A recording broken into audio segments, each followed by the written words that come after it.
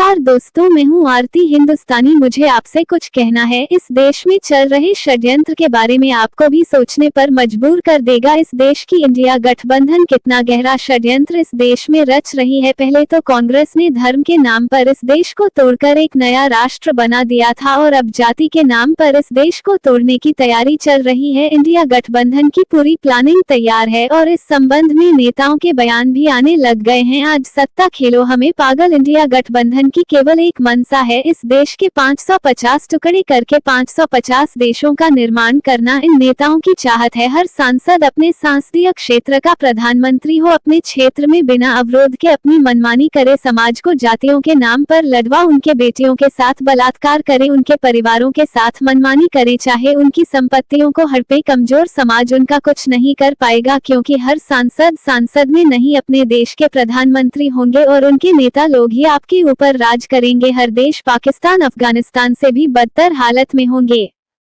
यह इंडिया का बंधन के नेता बांग्लादेश जैसी हालात भारत में पैदा करने के लिए पूरी तैयारी में बैठे हुए हैं। अगर इस देश की जनता इंडिया गठबंधन को समय रहते सबक नहीं सिखा पाई तो इनकी कूटनीति इस देश को बर्बाद करके ही छोड़ेगी।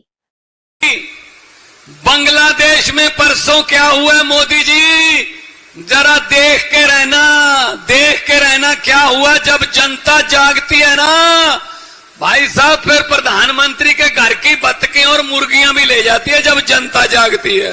मैं नहीं चाहता ऐसा मंजर हमारे देश में आए, लेकिन जनता की बात सुन लो।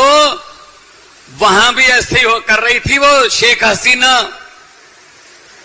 पिछले 15 साल से प्रधानमंत्री बन रही थी। कैसे बन रही थी?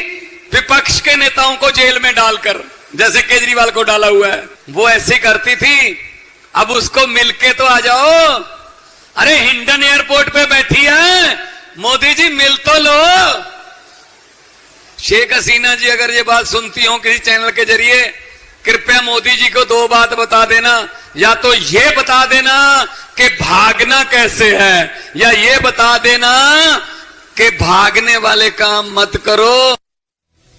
तो सिर्फ इतनी बात कहना चाहता हूं, 2 दिन से टीवी पे आप देख रहे हो, बांग्लादेश की जनता शेख हसीना की गलत नीतियों की वजह से, बांग्लादेश की सरकार की गलत नीतियों की वजह से कल प्रधानमंत्री आवास में घुस गई, राष्ट्रपति भवन में घुस गई। याद रखना नरेंद्र मोदी जी, एक दिन ये जनता जितने सड़क पे हिलोड़े ले रही है, एक दिन तुम्हारी गलत नीतियों से तुम्हारे प्रधानमंत्री निवास में घुस जाएगी, कब्जा कर लेगी।